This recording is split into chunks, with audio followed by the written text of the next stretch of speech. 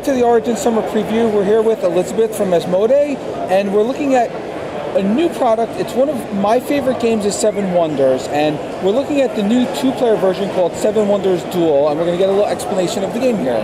So, Seven Wonders is a fantastic game, but it's hard to really play the regular game with just two people. So this sort of makes it so you can, all right? So there's a couple big differences here.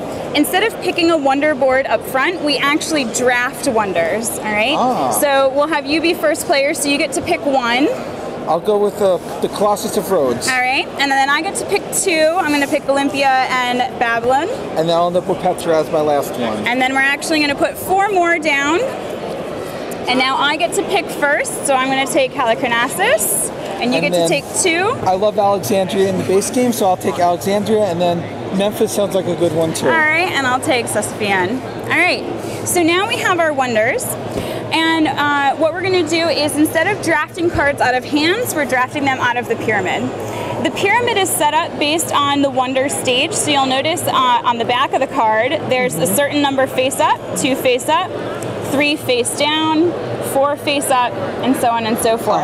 Now, that setup depends on the age. So in the second age, you'll notice we have more face up at the top and fewer face up at the bottom. So it changes every round. And it changes every round, and then the third round is slightly different as well. It's an interesting... It's a little, yeah, octagon of some sort. Octagon pattern, yes. All right. Now, when we draft cards, they have to be free to take, meaning there's nothing else on top of it. So as we take cards away, more cards are going to flip over. Be revealed, and then there's more things for And then you there's to more choose things from. to choose from. Yep. So now, as we take the cards, we of course have to pay for them, all right? So we have our resource cards as usual, but if you don't have the resource card, you pay 2 to the bank, all right? Now the really interesting thing is that if you have a resource card and I don't, and I need that resource card, I have to pay 2 to the bank plus however many you have. So at this point, ore would cost me 3 instead of 2. So that sort of plays into the same effect as how you would pay your neighbors in the original game. Yes. So the other thing that goes on is as you take military cards, the military is scored automatically at that moment. So let's just say I had this card, all right? I'd put it down and then I'd move the shield 1 towards you. All right? If you took a shield later, you'd move it back 1 towards me. Okay? The interesting thing is that as we move along, if I manage to cross this line, I get to pillage you and take 3 coins. So it's kind of a tug of war. It's a little bit of a tug of war, exactly. And if I go even further, I get to stack your wonder, and I get to undo one of your wonders. And if I make it all the way to the end, I automatically win. So military is important. You can't do like in the old version where you just did science. You can't be a pacifist anymore. You got to play along with the tug of war, all right? So that's how we do military. The science is also a little bit different. So now there are the 3 basic symbols from the regular game, and then there are 3 more symbols that come out in stage 3, all right? If you manage to get 1 of each, so all 6 symbols, you win automatically. Okay? Or if as you're going along you get more than 1 of the same symbol, so let's say you get 2 cogs, all right? You get to pick up one of these special powers up here, all right? And they're all a little bit different, and you're going to shuffle them in, so this is one of those good replay things, right? It's going to be a different set of 5 every time. And so they do things like make it so you pay with fewer resources. When you flip a card, you get 2 coins. This one's really great. If you have this one, instead of paying to the bank for resources, I would pay you for those resources, and so on and so forth. So these sort of give you extra abilities to help you along. Now, as you gain cards, they have some little symbols up in the corner, and these symbols help us build later on, all right? So if, for example, so we're looking at deck 2 now here. Yep, we're looking at deck 2. So if I had, let's say, the bottom up half symbol here, I could buy a card with that bottom up symbol for free.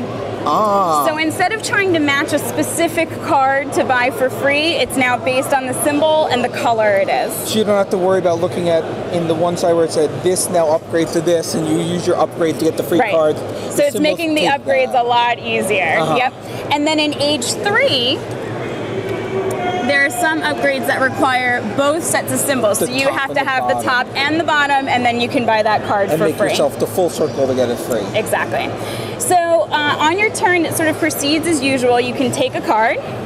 You can trash a card for 3 coins. Or you can build your wonder as usual. All right. Now you'll notice there's a lot fewer resource cards. There's still resource cards here, but it's a little bit harder to get resources. So you start with a little bit more money than you used to, and they're cheaper. They're only 2 instead of 3. And there's one more thing about the resources. So I said if you had it, I have to pay extra.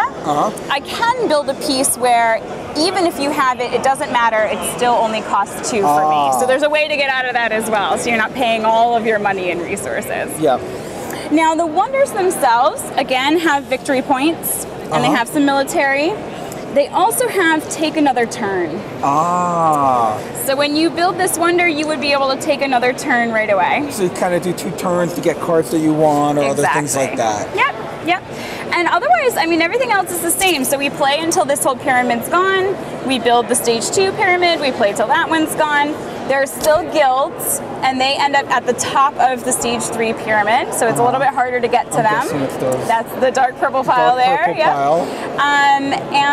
And again, there's more guilds than you need. So you're going to shuffle in a different set of guilds every time. So you get just a few of them and hope that you were doing the right strategy for the guilds that come out, just like in the other one. Yes, exactly. Yep. So at this point, the game, obviously this is a pre-release version that we're looking at here. Do you guys have timelines yet on when the game is going to be released? Essen.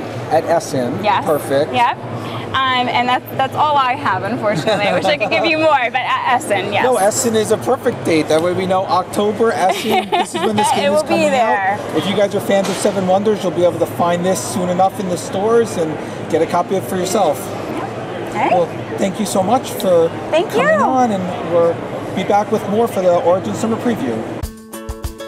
Thanks so much for watching the Dice Tower videos.